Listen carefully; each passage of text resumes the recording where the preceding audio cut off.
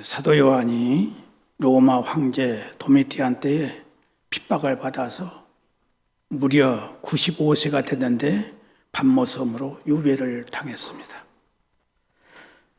그는 에게 바다 가운데 있는 무인도 반모섬에서 주일 아침 성령의 감동으로 자기 뒤에서 들려온 주님의 큰 음성을 들었습니다. 그는 바로 그 시간에 그곳에서 부활하신 영광의 주 예수님께서 자기를 찾아오신 모습을 확실하게 보게 되었습니다. 그리고 그 주님으로부터서 반드시 속히 될 말세에 있을 역사의 계시를 보여주셨습니다. 사도 요한은 뜻밖의 예수님을 믿다가 핍박을 받고 죽임을 당한 영혼들을 보게 됐던 것입니다. 여기 죽임을 당한 영혼들이란 땅에서 순교당한 믿음의 성도들을 말하고 있습니다. 성도라고 하면 누구나 병들어 죽음을 맞이하는 것보다도 불의의 사고로 죽는 것보다도 건강하게 살다가 믿음을 지키다가 평안하게 죽는 것이 모든 믿는 사람의 소원일 것입니다. 그런데 오늘 본문에 나온 사람들은 하나님의 말씀을 진실히 믿고 말씀대로 순종을 잘 했는데도 불구하고 하나님을 반대하는 불신자들에게 죽임을 당하여 순교, 곧 순교자들이 된 것입니다. 그들은 왜 죽임을 당하였습니까? 6장 9절에 보면 내가 보니 하나님의 말씀을 온전히 믿는 믿음과 사랑을 말씀대로 지킴으로 인하여 부당하게 죽음을 당한 자들이 순교를 당했다 말씀하고 있습니다. 저들이 이 세상에서 순교를 당한 이유는 두 가지로 말씀하고 있습니다.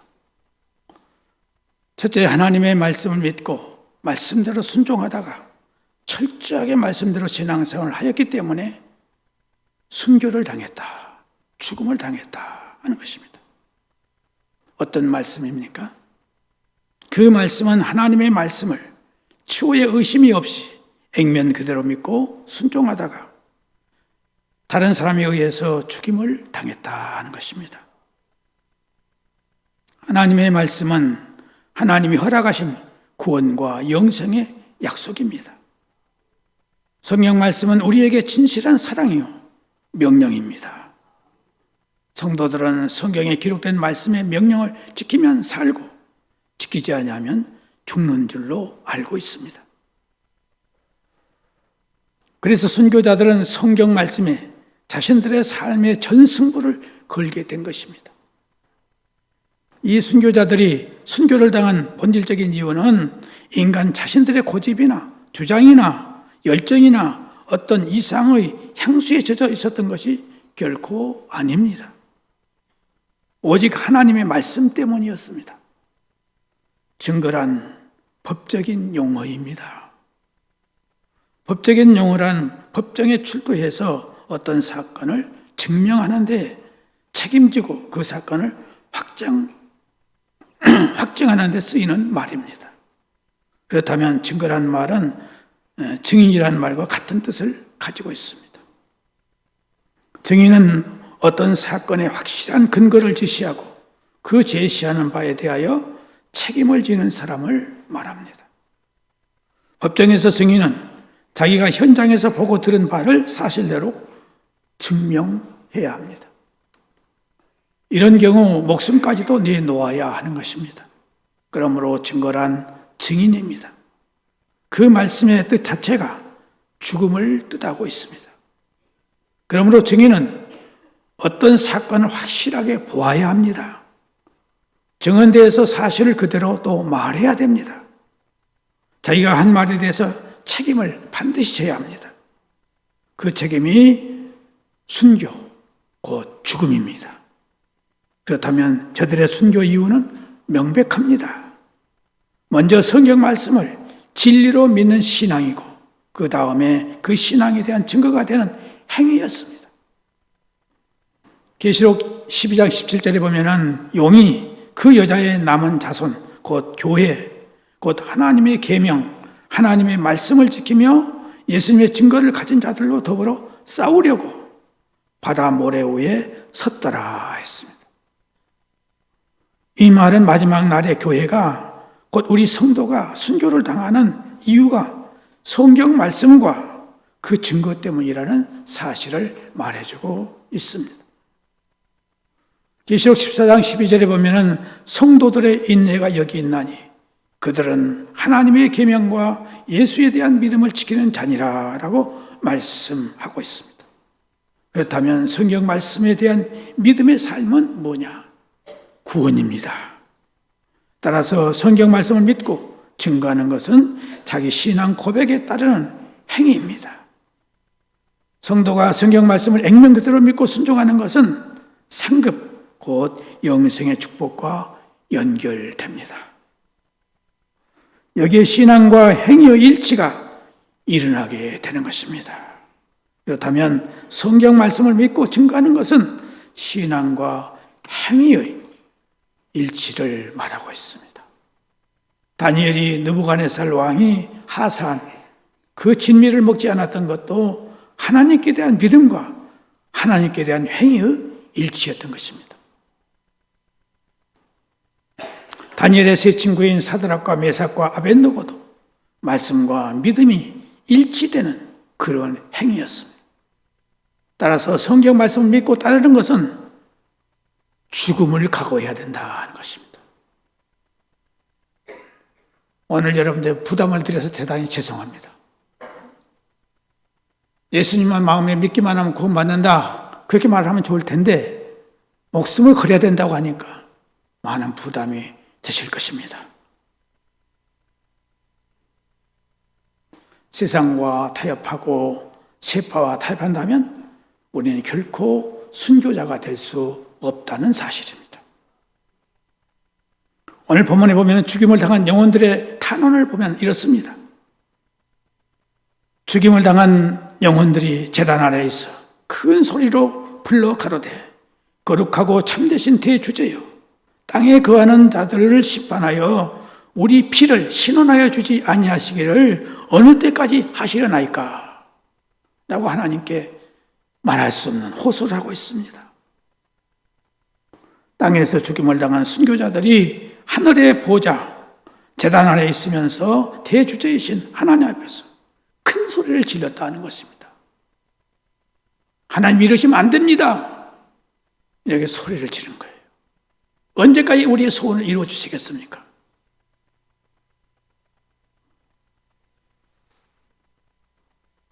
그래서 이들의 탄원은 뭐냐? 땅에 사는 사람들을 심판해 달라는 것입니다.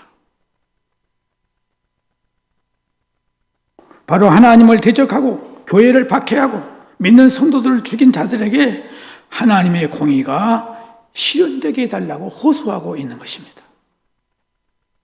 순교자 자신들이 흘린 피값을 갚아달라는 것입니다.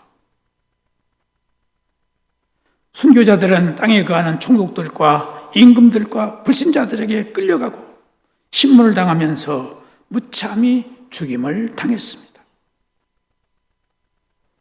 이번 달이 6월 달입니다. 6월 달에 무엇이 있습니까? 6.25 동란, 한국전쟁이지요. 6.25 당시에 있었던 참상들을 사진을 보면 사람들이 어떻게 죽었습니까? 눈뜨고는 볼 수 없을 만큼 비참한 죽음을 당했지 않습니까? 오늘 우리는 참으로 좋은 시대에 살고 있습니다. 감사해야 될 것을 압니다.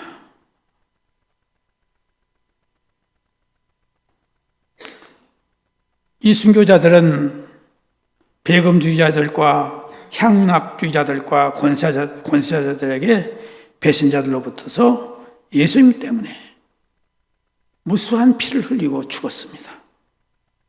바른 예배를 드리고 바른 전도를 하고 바른 진리를 지키고 바른 구원, 바른 소망을 가지고 외치다가 죽임을 당했습니다. 자유를 박탈당했습니다. 모든 재산을 착취당했습니다. 가족들이 쫓겨다녔습니다. 유리하고 방황하는 처절한 삶을 살았습니다.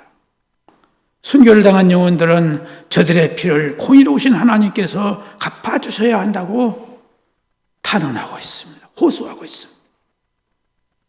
이렇게 순교를 당한 영혼들은 하나님 보좌 앞에서 순교자들의 한을 풀어달라고 영원하고 있다는 것입니다. 이에 대해서 하나님은 죽임을 당한 영혼들에 대해서 위로의 말씀, 위로를 해주시고 계십니다. 그 위로가 무엇입니까? 첫째는 하얀 흰 두루마기를 주시면서 그 두루마기를 입고 있어라. 오늘 우리는 하나님 앞에 가면 모두가 다 뭘 입어야 됩니까?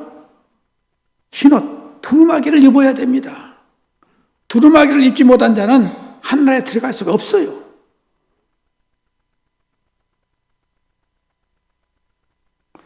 이 순교자들은 다 두루마기를 입었기 때문에 참 평안과 참 기쁨과 영생의 소망을 안고 기다리고 있는 것입니다.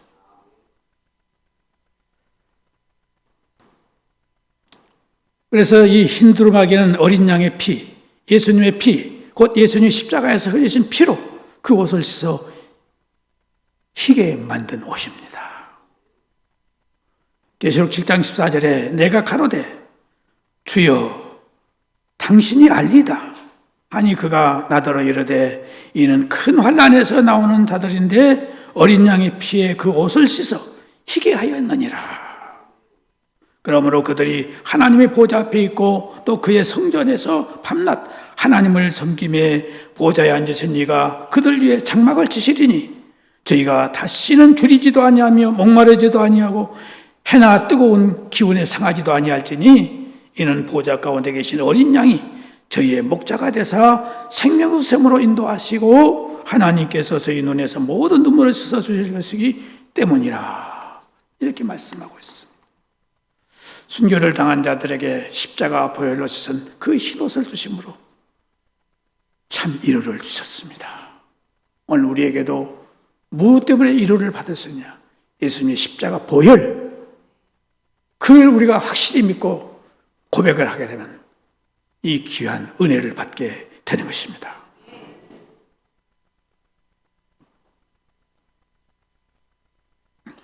또 하나는 안식의 축복이 주어졌어요. 잠시 동안 쉬라. 정말 순교자들의 지상에서의 생애는 무슨 생애였느냐? 고통과 희생과 수고의 삶뿐이었어요. 그래서 하나님은 순교자들에게 너희들의 원한을 다 풀어줄 테니 잠깐만 기다려라 하는 거예요.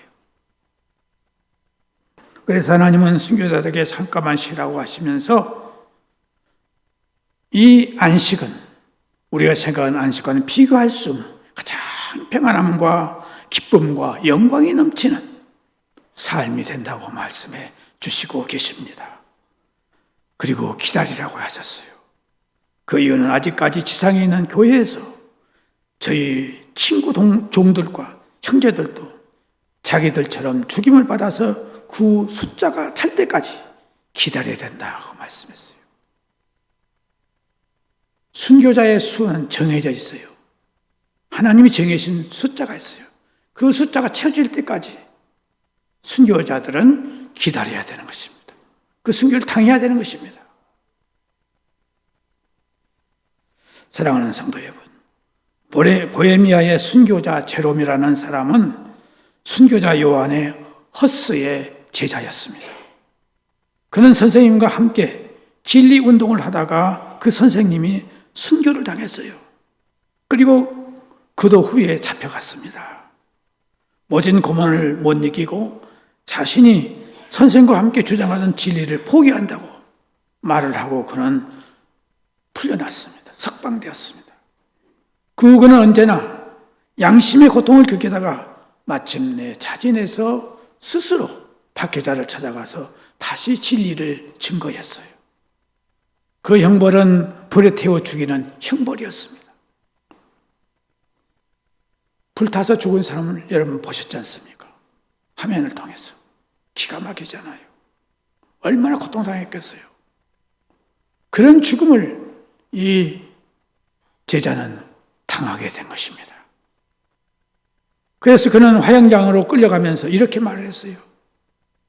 오늘이야말로 우리 선생님에게 빚진 그 빚을 갚는 날이다. 그렇게 그는 작심을 하고 화영장을 향하여 갔던 것입니다. 그는 자기를 태우는 불꽃 중에 5분도 아니고 10분도 아니고 15분 동안이나 찬송하면서 숨을 죽어갔습니다. 그가 불꽃 가운데서 마지막으로 남긴 말은 이렇습니다. 주께서 나를 위하여 가시면류관 쓰신 것처럼 나는 그를 위하여 능력의 면류관을 쓰노라. 그러면서 세상을 떠나갔습니다. 얼마나 위대합니까? 오늘 우리에게 이런 믿음이 있습니까? 스스로 우리는 생각해 보십시다. 저 자신이 없어요. 하나님의 성령이 우리를 지켜주지 아니하시면 어느 누구도 이런 일을 당할 수 없는 것입니다.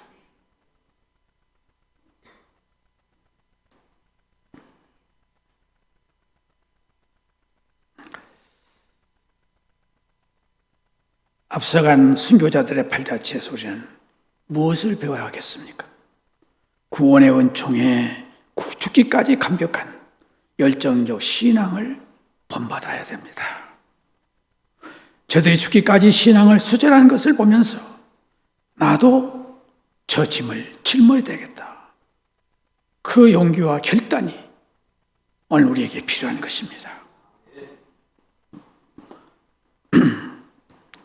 순교자들이 이 세상을 분토같이 버리면서 죽기까지 즐거워한 내세의 신앙을 보면서 땅에 속한 육체의 사람을 십자가에 못 박아 버리는 그 믿음이 저와 여러분에게 있기를 바랍니다. 순교자의 수가 아직까지 성도 중에 남아있다는 사실을 보면은 남아있는 자들 중에 나도 그들 중에 한 사람이라는 믿음을 갖게 되는 것입니다. 결코 순교자의 신앙은 이 죄악 세상에서 불신앙과 비진리와 타협할 줄 모르는 오직 외결의 신앙, 이것을 생각하여 보고 우리는 시시때때로 표현하는 나의 의지를 더욱 굳건히 갖는 시간이 되어야 하겠습니다. 이 세상 도성에서 버림받은 순교자들이 하늘의 보좌에서 흰 두루마기를 입고 앉아있는 사실을 볼 때에 현재의 고난과 장차에 받을 영광은 실로 비교할 수 없다는 사실을 확실하게 믿는 믿음을 가질 수 있기를 주의 이름으로 축복합니다. 저들은 이 세상에서 예수님 때문에 옷벗김을 당했으나 하늘에서는 예수님으로 말미암아 흰옷을 입게 되었으니 성도 여러분에게 약속된 영광의 미래를 확실히 소망을 가질 수 있기를 부탁합니다. 순교는 내 힘, 내 주장, 내 의지의 산물이 아니라 하나님의 말씀과 예수님의 증거 때문에 이루어지는 축복 중의 축복입니다. 그렇다면 말씀을 지키는 신앙과 그 말씀을 생활로 전하는 신앙 행위가 서로 만나는 그 경점이 순교의 영광이 아닌가 생각해 보아야 하겠습니다. 그것은 오직 은혜의 산물일 수밖에 없는 것을 우리는 알아야 합니다. 믿음과 행함이 순교적 삶이 될 것입니다. 다음 순교자는 바로 내 자신이라고, 내 차례라고 생각하고, 우리는 그것을 믿어야 하며, 내가 신앙생활하고 있는 이 교회가 마지막 순교의 장소라고 우리는 고백할 수 있어야 하겠습니다. 결론적으로 말씀을 드립니다. 우리가 살고 있는 이 시대는 순교자의 시대가 아니에요. 평화의 시대를 살고 있는 우리는 준비를 하고 있는 자들입니다. 훈련소에 입소한 군인들이 훈련을 잘 되었을 때에 실전에서 승리할 수 있습니다. 어느 목사님이 말씀하시기를 제자는 태어나는 것이 아니라 제자는 훈련으로 되어지는 것이다 라고 말씀했습니다. 그 말이 맞습니다. 마태복음 5장 3절에서 12절에 보면은 예수님께서 산상보훈 8가지 축복에 대해서 말씀하셨어요. 거기에는 제자가 되는 자격에 대해서 나왔어요. 제자가 되려면 8가지 자격을 갖춰야 참신한 제자가 될 수 있다고 말씀하고 있습니다. 예수님 앞에 많은 사람들이, 군중들이 몰려서 앉아 있었어요. 근데 그 제일 앞에 누가 앉았습니까? 예수님의 제자들 12명이 앉아 있는 거예요. 그 12명에게 예수님께서 말씀하시기를 너희들이 내 제자가 되려거든 이 8가지를 지켜야 된다. 8가지를 갖춰야 된다고 말씀하셨어요. 첫째는 심령이 가난한 자가 되어야 된다. 심령이 가난하다는 말은 나는 땡전 한 번도 없는 완전 파산 선고를 받은 자다. 그 뜻을 가지고 있어요. 난 아무것도 가진 것이 없는 가장 가난한 존재라는 그 마음을 가져야 된다 것입니다. 오늘 우리가 주님 앞에 설 때에 주여 나는 정말 심령이 가난한 자입니다 라고 고백할 때 주님은 우리를 받아주실 수 있는 것입니다. 두 번째로 의에 줄이고 목마른 자가 복일 예수님의 제자가 된다 그랬어요. 옳은 일, 의에 줄이고 목마른 자. 또한 온유한 자가 되라고 했습니다. 온유한 자. 참 온유한 자가 된다는 것은 어려운 일이 없어요. 사람들이 나보고 다 온유하다고 하거든요. 근데 내 속은 온유가 없어요. 전혀 온유가 없습니다. 속에서 얼마나 불이 나고 화가 나는지 몰라요. 그래서 참는 거예요. 얼마나 가식적인 생활입니까? 위에서부터 내려오는, 성령으로부터 내려오는 온유함이 우리에게 있어야 될 줄로 믿습니다. 의에 줄이고 목마른 자가 복이 있다 그랬어요. 의에 줄이고 목마른 자. 옳은 일을 위해서 줄이고 목마른 자. 그 자가 바로 예수님의 제자가 될 수 있다고 그랬어요. 그리고 마음이 깨끗한 자, 마음이 청결한 자가 예수님의 제자가 될 수 있다 그랬어요. 마음의 청결을 말하면 저는 청결의 청자도 못 가요. 얼마나 마음이 악하고 얼마나 나쁜지 몰라요. 그러나 청결한 자가 되려고 다 애를 씁니다. 몸부림쳐봅니다. 그것도 안 돼요. 내 힘으로 안 되는 겁니다. 성령이 나를 붙잡아 주셔야 되는 것입니다.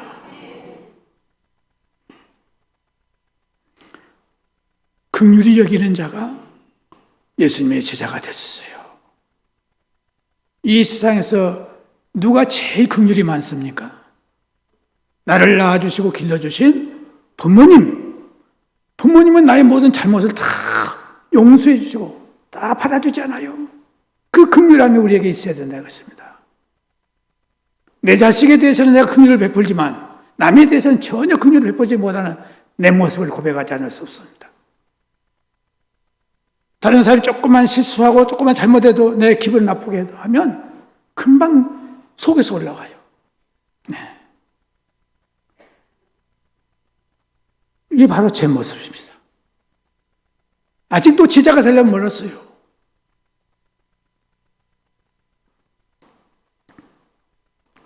불쌍히 여긴다고 하니까 참 중요한 것이었습니다. 내가 잘못했을 때 누가 용서해 주면 얼마나 고맙고 감사합니까? 그 긍휼을 내가 받아본 사람만이 남에게 긍휼을 베풀 수 있는 것입니다. 그 다음에 화평케 하는 자가 복이 있어요. 예수님의 제자가 되려면 평화를 만나는 자가 돼야 돼요. 우리나라 정치를 보세요. 얼마나 싸움질 많이 합니까? 그런데 오늘 우리들의 마음속에도 역시 평화가 없어요. 화평케 하지를 못합니다. 내 기분을 나쁘게 하고 화를 나게 하게 되면 금방 불꽃처럼 올라가요. 그것을 누가 잡아줘야 됩니까? 성령님이 잡아줘야 되는 것이에요.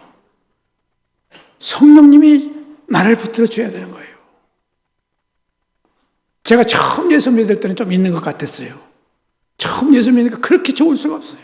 다 용서가 되고 다 이해가 되고. 그런데 신앙이 조금 들어가니까 변질이 되더라고요. 우리 정재일 장로님, 우리 교회 개척한 지 4개월째 돼서 우리 교회 나오셨어요. 그런데 나오시자마자 술, 담배 다 하고 나오셨는데 금방 끊었어요. 그리고 화를 내질 않아요. 시기하지 않아요. 미워하지 않아요. 제가 무슨 말을 해도 아멘해요.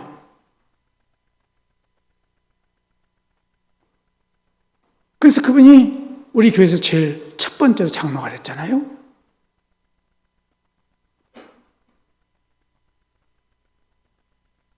그분이 그렇게 성령 받아서 성령의 말씀대로 순종하니까 교회가 은혜롭게 된 거예요. 아무렇게나 된 게 아니에요, 이 교회가. 성령 충만히 받은 사람 한 사람만 있어도 그 교회는 사는 거예요.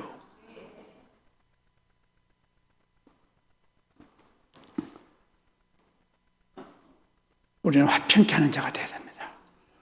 나가 화를 나게 하는 사람이 있을지라도 그를 용서하고 받아주고 긍휼히 여겨주고 그러면 되는 거예요.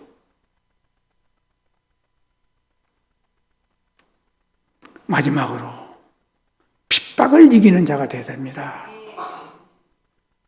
지금은 핍박하는 자가 별로 없어요. 내가 예수 믿고 싶으면 얼마든지 잘 믿을 수 있어요. 그런데 핍박이 오면 어떻습니까? 뭐가 위험하죠? 내 목숨이 위험하잖아요. 직장이 위험하잖아요. 이익이 손해나잖아요. 핍박이 오면 그런 거예요. 그러니까 나도 모르는 사이에 예수님을 멀리 가고 예수님의 사랑이 사라져버리고 마는 거예요. 오늘 우리들의 마음속에 정말 예수님의 제자가 되기 위해서 저와 여러분이 똑같이 힘쓰고 애쓰는 저와 여러분 되어지기를 바랍니다. 이건 성령만이 우리를 지켜줄 수 있고 성령만이 순교자가 될 수 있도록 해주시는 거예요. 성령 충만 받기 위해서 우리는 기도해야 돼요. 제가 잘 아는 목사님이 한 분 계세요. 그분과 저는 지금 29년 동안 일주일에 꼭 한 번 이상씩 전화를 합니다. 누가 하냐? 제가 전화를 해요. 29년 동안 1년도 아니고 일주일에 한 번 이상은 꼭 전화해요. 그래서 내가 그분의 그 좋은 신앙을 내가 본받고 있어요. 그분이 뭐냐? 새벽 4시에 일어나서 교회 가가지고 12시까지 기도해요. 저는 심호할 때 새벽에 와가지고 아침 9시까지 기도를 했어요. 근데 지금은 그렇게 못해요. 여러분, 오직 성령 충만 받기 위해서 몸부림쳐야 됩니다. 이것보다 더 귀한 일이 없어요. 성령이 함께하지 않으면 어떤 사람도 구원받을 수 없어요. 성령이 여러분을 위해서 기도해 주지 않으면 어떤 사람도 영생을 얻을 수 없다는 사실입니다. 그러면 우리는 성령님이 나와 함께하고 계신다는 사실을 확실히 믿고 내 곁에 계시는 것을 확실히 믿고 성령님을 불러야 돼요. 로마서 8장에 성령도 우리 연약함을 도우시나니 우리가 마땅히 빌 바를 알지 못하나 성령이 말할 수 없는 탄식으로 성도를 위하여 간구하시느니라. 우리가 알거니와 하나님을 사랑하는 자, 그때로 부르심을 받은 자들에게는 모든 것이 합력하여 선을 이루느니라. 합력해서 선을 이루는 일을 누가 해주시겠어요? 성령님이 계시기 때문에 하는 거예요. 그러니까 우리는 성령님을 많이 의지해야 돼요. 도와달라고 간구를 해야 돼요. 아무리 급한 일도 사람의 생각대로 하지 말고 기도해야 되는 겁니다. 기도하는 자만이 승리할 수 있는 거예요. 기도하지 않으면 인간의 수단과 방법은 할 수가 없어요. 내 인간의 수단과 방법을 하려면 더 꼬이고 안 되는 거예요. 성령님께 맡겨야 되는 거예요. 그러면 성령님이 책임져 주시는 거예요. 이런 신앙이 될 수 있기를 주의 이름으로 축복합니다. 기도하겠습니다. 하나님 아버지, 주신 말씀대로 예수님의 제자가 될 수 있도록 성령의 충만함을 받는 저희들이 되게 하여 주시옵소서. 예수님의 이름으로 기도하옵나이다. 아멘.